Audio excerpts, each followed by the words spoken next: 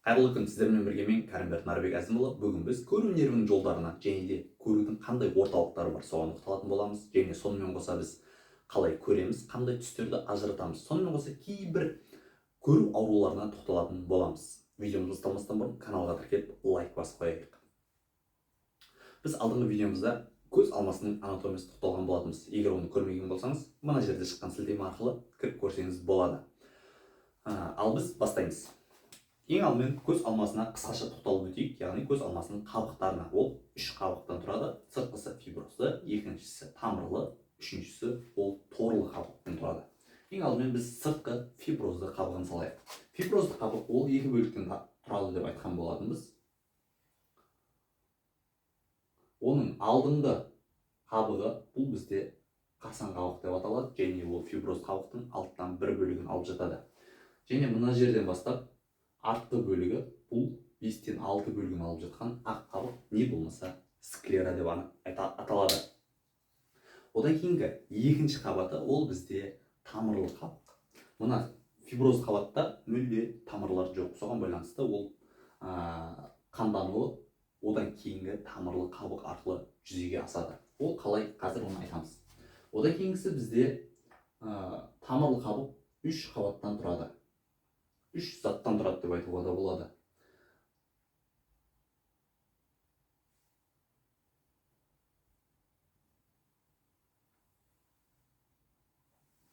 Оның біріншісі ең алдында орналасқан ол нұрлы қабық. Нұрлы қабық ол біздің көзіміздің түсін беріп тұрған осы нұрлы қабық, себебі бұл жерде пигменттер орналасқан. Нұрлы қабық, яғни біздің көзіміздің мынандай болатын болса,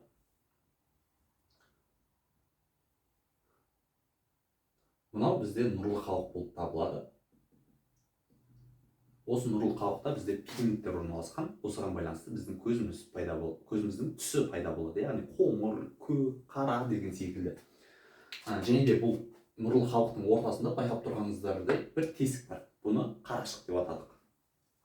Одан кейінгі құрылым ол бізде кірпікті дене, не болмаса аккомодациялық бұлшықет деп аталады. Яғни көздің аккомодациясына жауап береді. Бұл яғни мына жерде хрусталик бар. Соға хрусталикке барып бекиді, яғни қазақша көз бұршақ, оны созып, не болмаса керіп, жалпайтып, дөңес қылып, алысқа және де жақынға қараған кезде бізге тынық болуына ықпал етеді. Бұған қазір видеомыздың соңына қарай тағы да тоқталатын боламыз.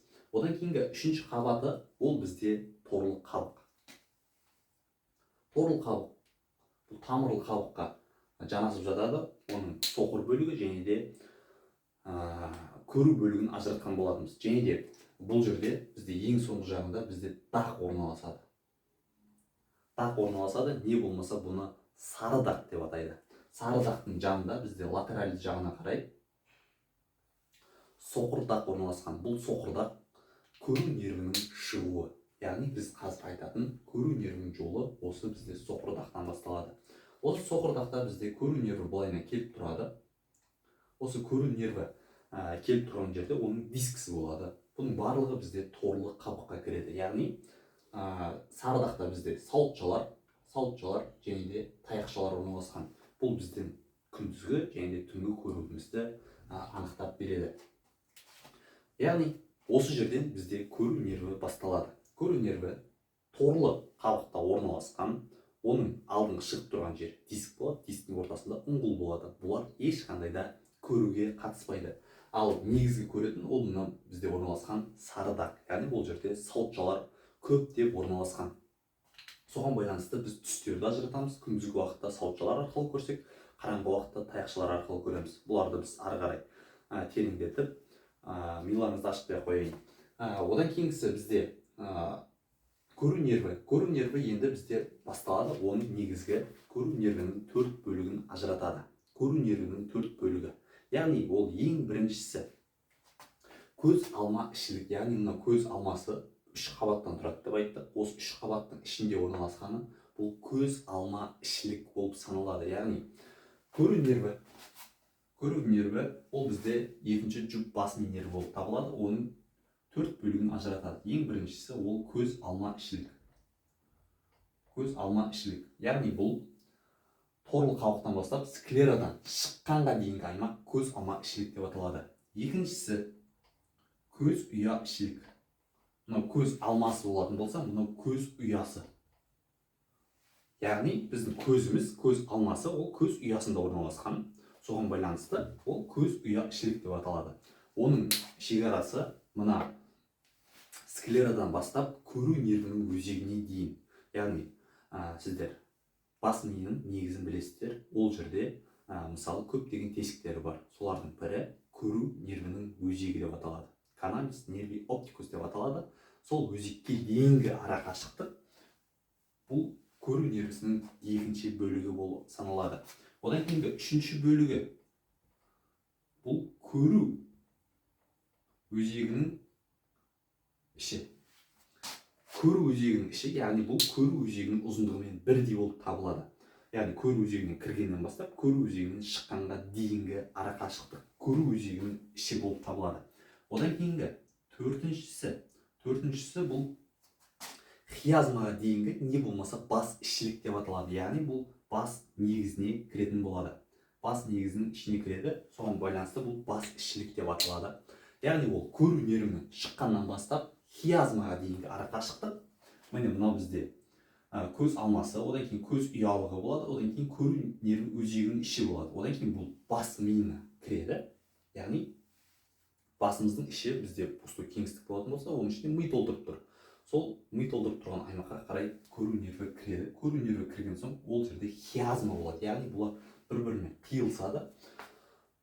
Сол жерге дейінгі аралық ол бас ми ішілік деп аталады. Яғни осы жерге дейін бізде көру нерві болады. Осы хиазмадан ары қарай бізде көру жолы кетеді. Яғни мынаның барлығы көру нерві болатын болса, ол ары қарай көру жолына қарай ұласады.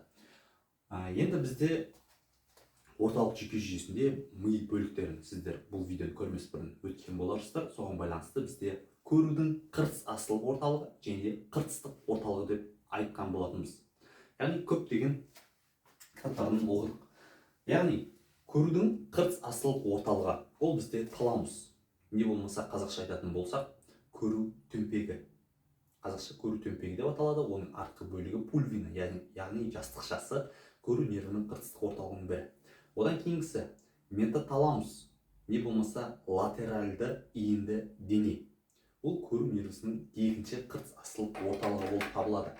Одан кейінгі үшіншісі ол орталық мидың жоғарғы екі төмпегі. Ол көрудің үшінші қыртыс астылық орталығы болып табылады. Одан кейінгісі бұлар көрудің тармақтарын түзеді де, одан ары қарай қыртыстық орталыққа қарай кетеді. Яғни үлкен ми сыңарларын алып қарайтын болсақ, біз олардың жоғарғы латеральды, төменгі және медиалды үш бетін ажыратқан болатынбыз. Осы үш бетінің ішінде медиалды бетінде біз шпорная барызда не болмаса топшылық жүлге дегенге тоқталдық. Осы топшылық жүлге ол қыртыс астылық орталығы болып табылады. Яғни ол шүйде бөлігінде орналасқан. Шүйде бөлігі мына жақта. Сонымен бізде көру жолына тоқталдық. Енді мына жерде екі түсті көріп тұрсыздар, қызыл және көк түстер. Бұлар нені білдіреді? Осыған тоқталатын болсақ. Яғни хиазмаға келген кезде көру нерві толық емес қиылыс жасайды. Яғни толық қиылыс жасайтын болса, көк түстердің барлығы мына жаққа, қызыл түстердің барлығы мына жаққа қарай өтіп кету керек еді. Бұлар толық емес қиылыс жасайды. Енді бұл қаяқтан келе жатыр? Қайдан келе жатыр? Осыған тоқталатын болсақ. Яғни біз көз алмасы болатын болса, мысалы бізде көз алмасы. Осы көз алмасы бізде екі жақтан қабылдайды. Яғни мына жақтан түскен сәуле және мына жақтан түскен сәуле, бұлар көз алмасының екі шетіне келіп түседі. Яғни оң көзді алатын болсақ, оң көзге латеральды, яғни оң жақтан келген жарық көздің медиалды жағына барып шағылысады. Яғни латеральды жақтан келген көз алмасының медиалды жағына барып түседі. Ал медиалды жақта келген, яғни мұрын жақтан келген, бұл латеральды жағына барып түседі. Одан кейін бұл екеуі бір жолмен кетеді, яғни көру нерві екеуін де қабылдайды, давай кеттік дейді. Бұлардың білу не үшін маңызды? Себебі мына нервтер зақымданады ғой, сол кезде зақымдану ошағы қай жерде екенін біліп алуға болады. Осы жолдарды дұрыс оқу арқылы. Келесі видео ол бізде анапсиялар жайлы болатын болады, яғни көрудің жоғалулары. Сонымен латеральды жақтан кірген сәуле көздің медиалды жағына түседі. Медиалды жақтан кірген сәуле көздің латеральды жағына қарай түсетін болады. одан ары қарай көру нерві бұлардың барлығын алып алады. Одан кейінгі медиалды жаққа қарай түскен сәуле, яғни латеральдыдан келген сәуле, ол қарама қарсы жаққа өтеді. Яғни орталық жүйесінің барлығын білесіздер. Почти 90%-ға жуық олар бір-бірімен қиылыс жасайды. Яғни оң жақтан түскен нәрсе сол жаққа қарай өтіп кететін болады. Яғни оң жақтан түскен сәуле сол жаққа қарай өтіп кетті. Міне қараңыздар. Мына сол көзді де қарай. Сол көзде мысалы оң жақтан түсті сәуле и келді, ол өз жағында қалды. Яғни ол латеральды жаққа мынамен келді, былай келді де өз жағы мына жағында қалып кетті. Яғни қарама қарсы жаққа түсіп кетті. Ал мына жерден бастап айтатын болсақ, бұл өз жағында қалады. Сәл миды аштап, бірақ түсініп алу қажет. Яғни латеральды жақтан келген ол қарама қарсы жаққа өтеді киазмадан. По-любому өтіп кетеді. Одан кейінгісі медиалды жақтан келген, яғни мұрын жақтан келгені, бұл өз жағында қалады. Міне қара келген, одан кейін ол өз жағында қалған. Яғни медиал жақтан келген, ол латераль жаққа қарай өтіп кетеді. Яғни мына жақтан мен сәуле қабылдадым, бұл менің оң жағымда қалады. Дәл мынау секілді. Мынауды мысалы сол жақтан келіп тұр, бұл келіп қарама қарсы оң жаққа қарай өтеді. Мынау да мысалы бір көз деп алатын болсақ, осы бір көз деп алатын болсақ, мына жағын сол жағынан келген ол оң жағына қарай өтеді, оң жағынан келген сол жағына қарай өтетін болады. Яғни бір көз деп алатын болсақ. Ал екі көзден алатын болсақ, яғни оң жақтан келгеннің барлығы ол оң жақ сол жаққа қарай өтіп кетеді, сол жақтан келгеннің барлығы оң жаққа қарай өтетін болады. Осылай бізде толық емес қиылыс жасайды. Одан ары қарай ол қыртыстық орталығына барады. Қыртыстық орталығынан бізде ары қарай қыртыстық орталығына топшылық жүлгеге не болмаса шпорная барыстарға баратын болады. Енді мынаған келетін болсақ, мынау бізде түсінікті болатын болса, енді мына суретке біз қайтадан келіп оралайық. Яғни біз аккомодация деп айттық. Аккомодация ол мына жерде бізде басқа түсті алып бізде мына кірпікті денеден белдеулік байлам деген кететін болады. Осы белдеулік байлам арқылы бізде хрусталь, яғни көз бұршақ тартылып тұрады. Егер ол дөңес болып түсетін болса, біз жақынға қараймыз, ал тегістелетін болса, біз алысқа қараймыз. Бұл қалай? Енді былай түсіндірейін мен сіздерге. Яғни біз жақынға және де алысқа қарауымызға осы кірпікті дене және хрусталь, яғни көз бұршақ әсер етеді. Яғни бір затты алыңыз, көзіңіздің алдына қараңыз және де осыған бүкіл назарды фокус саласыз, ал артқы жағындағы заттар сізге бұлдырылап көрінеді. Не болмаса көзіңіздің алдына осындай бір қаламды ұстайсыз, ал өзіңіз алысқа қарайсыз, мынау сізге тынық емес болып көрінеді. Яғни бұл аккомодация. Фокусты өзгерту, яғни алысқа қараған кезде хрусталь бізде тегіс болады, ал жақынға қараған кезде хрусталь дөңес болады, яғни көз бұршақ. Осыны бізде аккомодация дейді, яғни көздің бейімделуі. Одан кейінгісі бізде белгілі бір аурулар бар. Олар миопия және гипермиопия деп аталады. Яғни ол не деген сөз? Ол мынандай деген сөз. Бізде жарық келеді. Жарық не болмаса сәуле келеді. Олар соқыр сары даққа келеді. Сары дақта олар шағылсады, одан ары қарай көру нерві арқылы көру жолы, одан ары қарай қыртыстық орталық, одан қыртыстық орталыққа қарай өтеді деп айттық. Енді жарық келеді. Мынау нормада осы сары дақта осы шағылсады. Яғни екі жақтан түскен жарық бір-бірімен қиылысу қажет. Яғни астыдан келген үстіне қарай, үстінен келген астына қарай өтіп кетеді. Осы торлы қабатта, яғни сары дақта. Ал егер миопия болатын болса, яғни адам жақынды көреді, бірақ алысты көре алмайды. Адам жақынды көреді, бірақ алысты көре алмайды. Онда ол қалай болады? Ол адамдарда жарықтың шағылысуы былай болады. Яғни келеді, қиылысу торлы қабатқа дейін болады. Яғни адам көзі минус екен, плюс екен деп жатады ғой. Осы миопия, яғни жақынды көреді, бірақ алысты көре алмау, ол миопия деп аталады. Оның көз адамдары минус. Неге? Бұл енді осыған тоқталайық. Бұл адамдарда мына жерінде жетпей жатыр, яғни бұларда плюс болады. Көз алмасының ішінде оларға қажет. Ал мына сыртына біз бұны теңестіру үшін біз оларға минус очки береміз. Яғни минус очки бір-бірімен үйлеседі. Соның әсерінен бұл адамдардың көзі минус деп атайды, яғни очки минус дейді.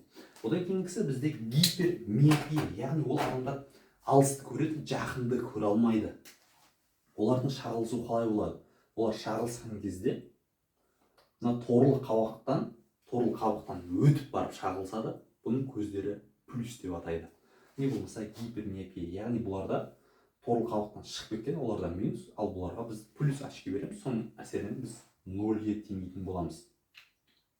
Яғни біз көрген кезде біз көруді қалай тексереміз? Оны біз сифтер кестесі арқылы тексереміз. Яғни Ш, Б, М, Н, Э дегендер бар ғой. Соларда 12 қатар бар. 12 қатар. Оны науқастан біз 5 метр арақашықтыққа отырғызып қоямыз. Сол арқылы көрсетеміз. Егер 10-шы қатарда ешқандай көз ілдіріксіз басқа нәрсесіз көретін болса, онда ол адамның көзі бірге тең болады. Яғни көзі бірге тең болады. Ол адамның көзі норма дегенді білдіреді. Ал егер де мысалы жоғары қатардағыларды көреді, мысалы 6-шы қатарға дейін көреді, 6-шы қатардан ары қарай көрмейтін болса, олардың жандарында немелер көрініп тұрады. Коррекция қанша жасау керек, яғни қалай жасаса оның көзі 100% көреді дегенге келтіреді. Одан кейінгісі, егер 10 қатар болды, егер 11-ші және 12-ші қатарларды көретін болса, онда ол адамда гипермиопия, яғни олар алысты жақсы көре алады. Яғни миопия бұл алысты жақсы көре алмайды, гипермиопия ол алысты жақсы көреді. Одан кейінгісі бізде астигматизм деген бар. Яғни мына келген сәулелердің барлығы олар қиылысатын болатын болса, астигматизм олар қиылыспайды. Бұлай келеді, былай кетеді, екіншісі былай келеді, былай кетіп қалады. Бұны астигматизм дейді. Миопия және гипермиопия бұлар коррекцияға келеді, астигматизм бұлар қиындау келеді немеге коррекцияға. Оларды енді офтальмология сабағында тереңірек өтетін боласыздар. Одан кейінгісі біз қандай түстерді көреміз? Біз негізгі 3 түсті көреміз. Соның әсерінен бір-бірімен байланыстыру арқылы миымыз әртүрлі түстерді қабылдайды. Ол қандай түс? Ол негізгі 3 түс. Біріншісі қызыл түс, жасыл түс және де көк түстерді қабылдаймыз. Бұл 3 түсті де көретін адамды біз трихомазия дейміз. Одан кейінгісі бізде 2 ғана түсті көретін адамдарды біз дихомазия дейміз. Яғни ол не жасыл түсті көрмейді, не болмаса қызыл түсті дұрыс көрмейді, не болмаса көк түсті көрмейді. Одан кейінгісі бізде бір-ақ түсті көретін болса, оны біз монохромазия дейміз. Яғни олар сол 3 түстің ішінен біреуін ғана көреді. Одан кейінгісі ахромазия деген бар. Ахромазия бұл мүлде түстерді көрмейді. Ол ақ және де қара түстерді ғана көретін болады.